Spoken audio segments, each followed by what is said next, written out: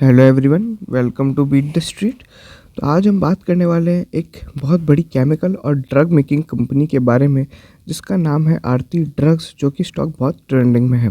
आप सभी को इस स्टॉक के बारे में बहुत सारी चीज़ें पता होगी, लेकिन अब आज इस वीडियो में हम आपको इस स्टॉक से रिलेटेड सब कुछ बताएंगे। इस कंपनी में क्या होता है, कैसे होता है, कंपनी का स्टेटस क्या है, कंपनी की डेप्ट कितनी है, वहीं पे कंपनी के मैनेजमेंट की क्या होप है, फिर ब्रोकरेज की टारगेट प्राइस क्या है यहाँ पे, साथ ही में अभी अगर कोई नई न्यूज़ आई है तो उस पर क्या इम्पैक्ट पड़ेगा। वहीं पे अगर हम बात करें इसका फंडामेंटल, और हम लोग इसका एक टेक्निकल एनालिसिस करेंगे इस वीडियो के दौरान। ये सारी चीज़ें जानेंगे और इस वीडियो के अंत में हम आपको हमारा ओपिनियन बताएंगे और टारगेट प्राइस भी बताएंगे कि इसमें आपको बाय करना है या सेल करना है।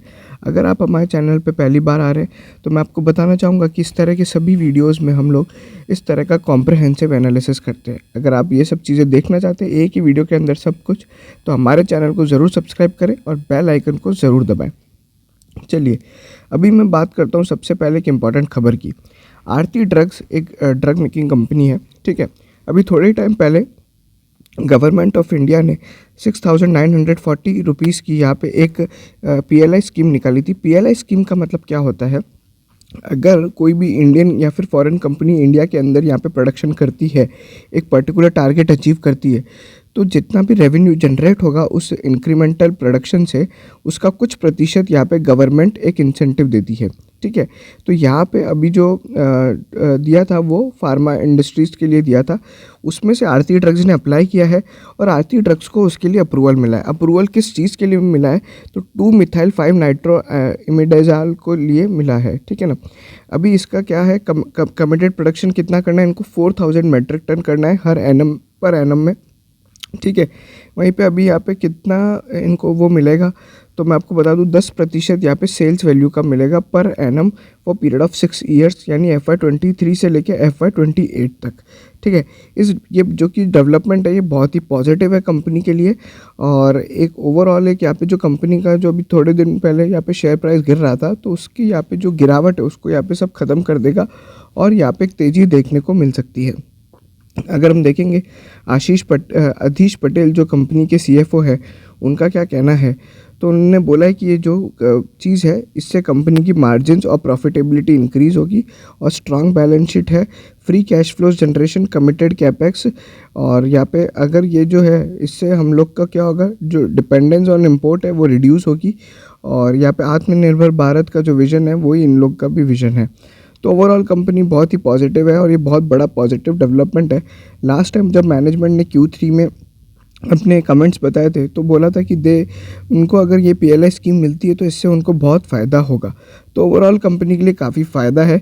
अगर हम बात करते हैं तो क्या क्या करती है, तो इन लोग का तारापुर के अंदर यहाँ पे एक R&D डिवीज़न है।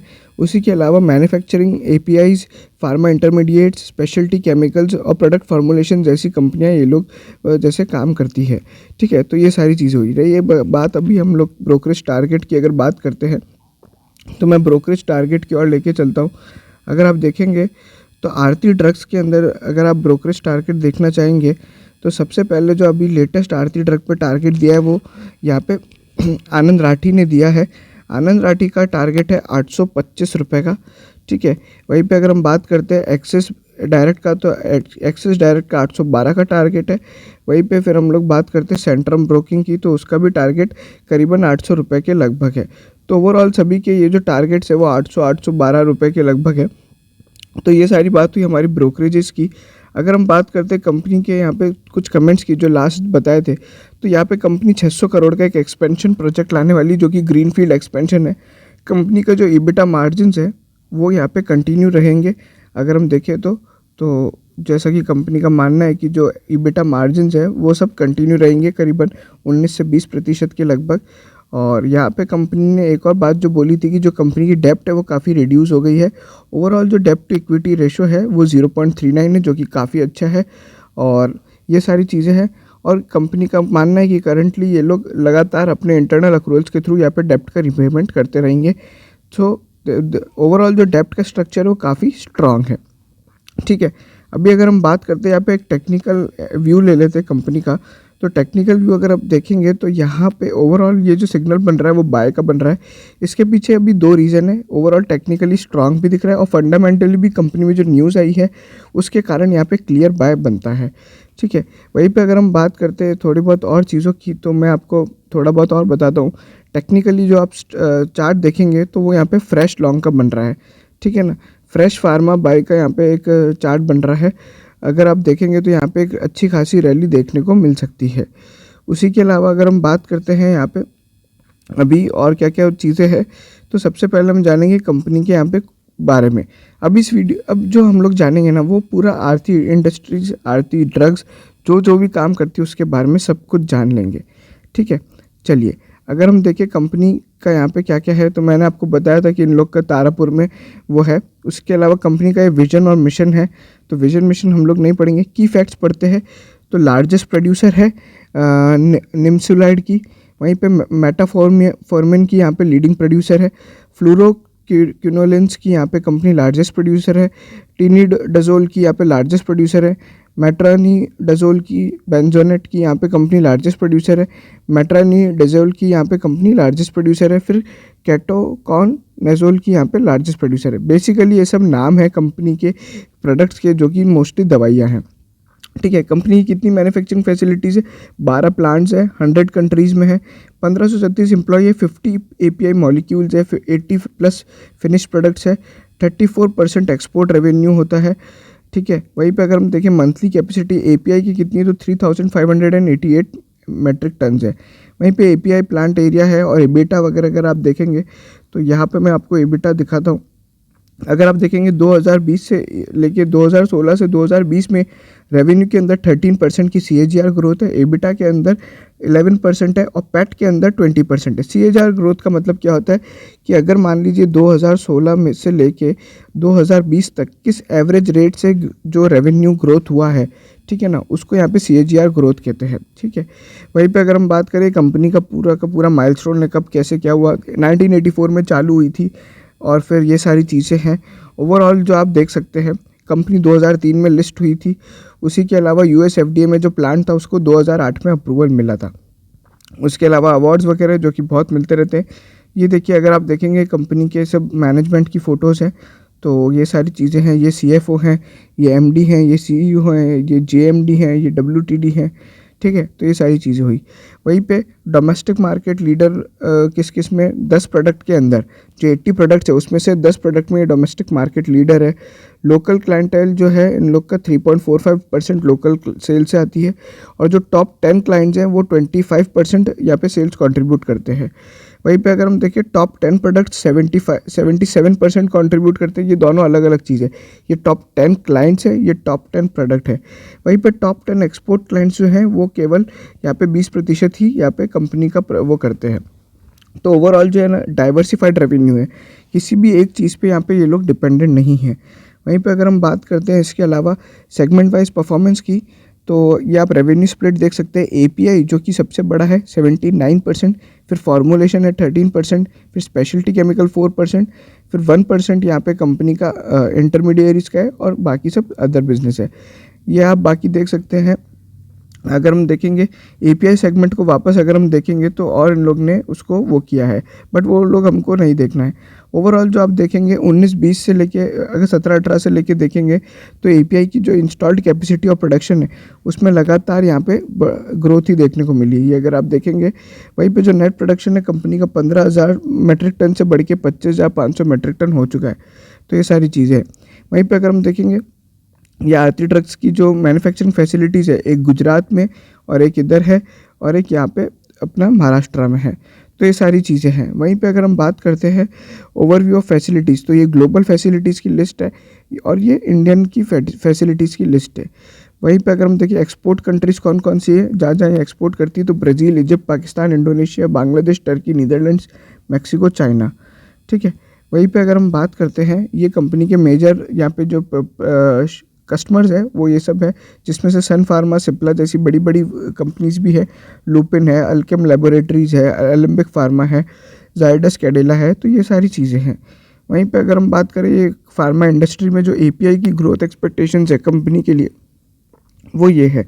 अगर हम देखें फार्मा इंडस्ट्री की जो ग्रोथ 2017 से 2020 तो वो इतनी है। वहीं पे अगर हम बात करते हैं, अगर यहाँ पे और देखें तो अभी हम कंपनी का ओवरव्यू लेंगे, ग्रोथ ड्राइवर्स क्या क्या हो सकते हैं, तो ये सब कंपनी ने बताया है।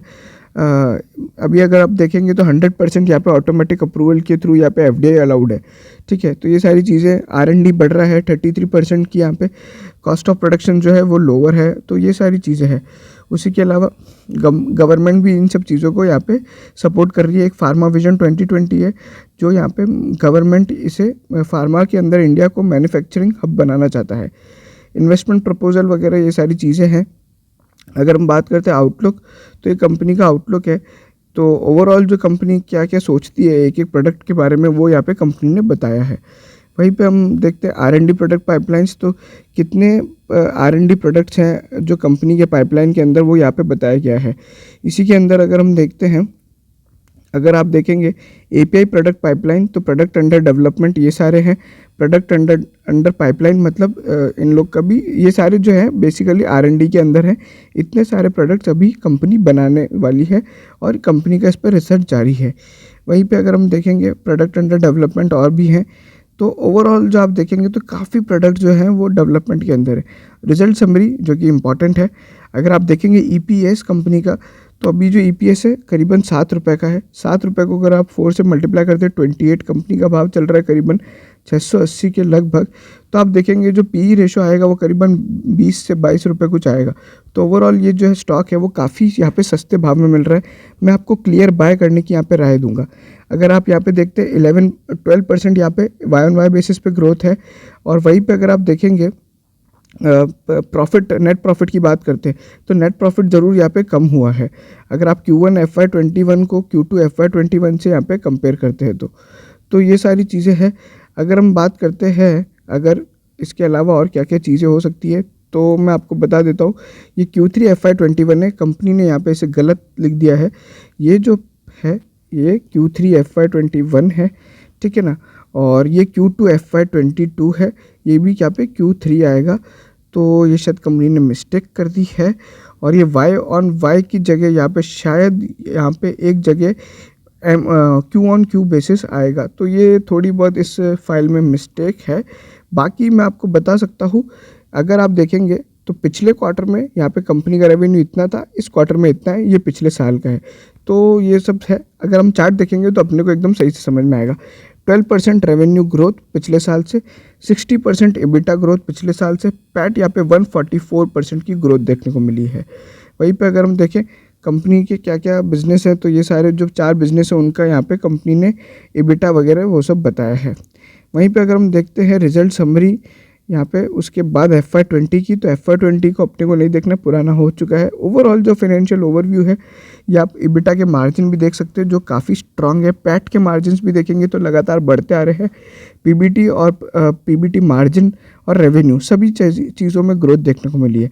गियरिंग रेशो वगैरह ये सब हमारे डेप्ट वगैरह से रिलेटेड होता है, तो जितना गियरिंग रेशो कम होगा उतना अच्छा होता है। नेटवर्थ अगर आप देखेंगे तो कंपनी की 6,525 मिलियन रुपीस की है। तो ओवरऑल ये काफ़ी अच्छा है।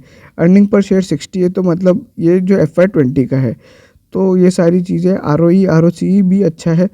तो प्रॉफिट एंड लॉस स्टेटमेंट आप 220 का देखेंगे और बैलेंस शीट वगैरह देखेंगे, कैश फ्लो स्टेटमेंट और ये सारी चीज़ें।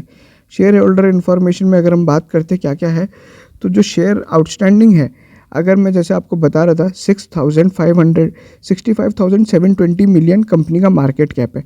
और जो नेटवर्थ है मतलब बुक वैल्यू पर शेयर है वो कितना है, 6,525 मिलियन है। तो ओवरऑल जो अगर आप देखेंगे प्राइस टू बुक रेशो तो करीबन 10 रुपये का आता है। तो 10 का आता है, जो कि काफ़ी स्ट्रांग है, कोई बड़ी बात नहीं है, इतना चलता है। तो प्राइस टू बुक रेशो भी काफ़ी अच्छा है, प्राइस टू अर्निंग रेशो भी काफ़ी अच्छा है। अगर आप बात करते हैं प्रमोटर की, तो यहाँ पे इनसाइडर में है 60% शेयर होल्डिंग प्रमोटर की, और उसके अलावा इंस्टीट्यूशन 4.73 है, पब्लिक शेयर होल्डिंग 35% है। तो यहाँ पे ओवरऑल जो ये कंपनी है वो काफ़ी स्ट्रांग है। मेरी जो राय है शॉर्ट टर्म के लिए अभी 800 रुपये के टारगेट देखने को मिल सकते हैं। वहीं पे 800 से नहीं बल्कि 750 से 800 के टारगेट देखने को मिल सकते हैं। लॉन्ग टर्म टारगेट जो है वो मेरा है 1000 रुपये का है, ठीक है। क्योंकि पीएलआई स्कीम है, एक बार अगर कोई कंपनी पीएलआई स्कीम में आती है तो गवर्नमेंट जितनी भी, अभी केमिकल सेक्टर में भी पीएलआई स्कीम आने वाली है, तो उसका भी एक पॉजिटिव नोट दिखेगा, क्योंकि आरती ड्रग्स केमिकल्स भी बनाती है, स्पेशलिटी केमिकल्स। तो एक बार किसी को अगर पीएलआई स्कीम मिलती है तो उसको बार बार मिलने के चांसेस होते हैं, क्योंकि वो कंपनी के सारे कंप्लायंसेस पूरे होते हैं। तो ये हमारा लॉन्ग टर्म टारगेट है। ओवरऑल जो बाय की राय है वो करंट लेवल्स पे बाय एट सीएमपी की राय है।